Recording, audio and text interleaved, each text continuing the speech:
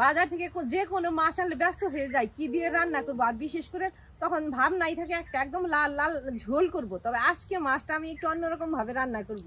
আজকে মাছ রান্না করবো মিষ্টি কুমড়া ডোকা পাতা দিয়ে। আমাদের পাশের বাড়িতে মিষ্টি কুমড়া গাছ হয়েছে, ওখান থেকে এনে আমি মাঝে মাঝে রান্না করি। তো আজকেও করবো, যাই মিষ্টি কুমড়া ডোকা কেটে নিয়ে আসি। এখন গিয়ে নিয়ে আসি, আর মাছ তো কেটে বেশি ধুয়ে পরিষ্কার করে এনেছি।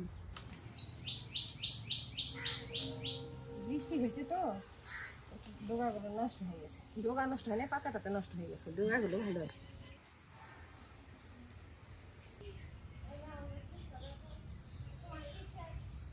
এদের বাড়িতে হাঁসও আছে, আর এই হাঁসের ডিমও পারে, মাঝে মাঝে ডিম নিয়ে রান্না করি।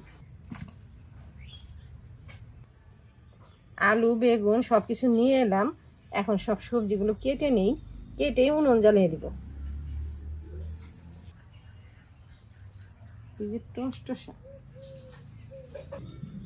ডোগা পাতা সবজি টবজি কেটে নিলাম, এখন মাছে নুন হলুদ মেখে রাখি। ওদিকে উনুনেও আঁচ দেওয়া হয়েছে, উনুনটাও জ্বলতে থাক। বর্ষাকালের উনুন। আজকে যদিও বৃষ্টির পরে সকালবেলা একটু রোদ উঠছে, রোদের আবার তাপ আছে। বর্ষাকালে যে বৃষ্টির পরে রোদ, এ রোদের খুব তাপ হয়।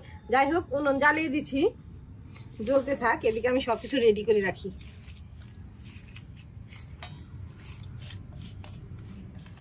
সবজি টবজি কেটে 2 ভাগানে রাখছি, এখন কলতলা থেকে পরিষ্কার করে ধুয়ে নিয়ে আসি। উনুনটা জ্বলে গেছে, এখন কড়াইটা উনুনে বসিয়ে দিই। কড়াইটা বসালাম, এখন সর্ষের তেলে মাছগুলো ভেজে নেব। গরম তেলে 3 পিস মাছ প্রথমে ভাজতে দিচ্ছি। বড় পিসগুলো আগে ভাজতে দিলাম, আর ছোট এখানে 4 পিস আছে, এগুলো পরে ভাজবো। 2 বারেই ভাজবো।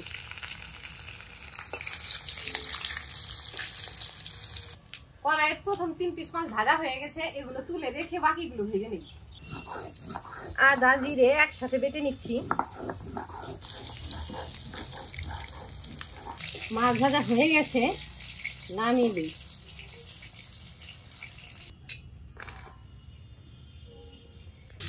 মাছ ভাজার পরে মাছের তেলে এই বেগুনের পিসগুলো ভেজে তুলে নেব। এখানে আর আলাদা করে নুন হলুদ দিইনি, ওই যে মাছের তেলের মধ্যে নুন হলুদ আছেই। মাছ ভাজা হয়েছে যে, ওভাবে ভেজে রাখছি।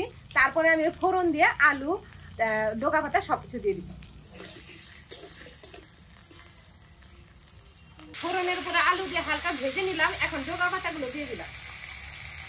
ডোকা পাতার উপরে টমেটো কাঁচা লঙ্কা চিড়ে দিয়ে হলুদ গুঁড়ো, তারপরে যে মশলাটা দিয়ে বাড়ছিলাম জিরে আদা, ওটা দিয়ে ভালোভাবে কষিয়ে নিচ্ছি।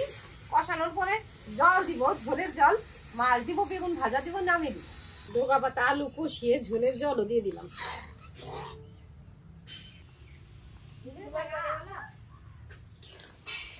এই যে বলক এসে গেছে, এখনই ভেজে রাখা মাছ বেগুন সবকিছু ঢেলে দেব। একবারে ঢেলে দিলাম, এখন নেড়ে চেড়ে মিশিয়ে অল্প জাল দিয়েই নামিয়ে দিব। মাছ দেওয়ার পরে 2-1 বলক তুলে নিলাম, এখনই নামিয়ে দিতে হবে। রান্না পুরোপুরি হয়ে গেছে, এখনই গামলাতে ঢেলে দেই। এটা আমার থালাতে নিলাম।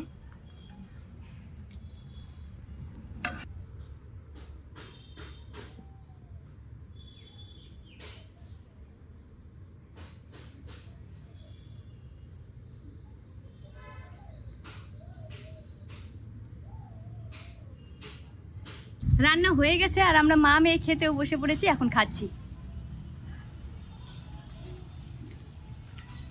ভালো হয়েছে। মশলা সর্ষে বাটা খালি এগুলো দিয়ে, মাছ আনলেই এগুলো দিয়ে রান্না করে দেখা আসতে খায় কেমন হয়েছে। তার মধ্যে না এখন আবার রোদ উঠলো।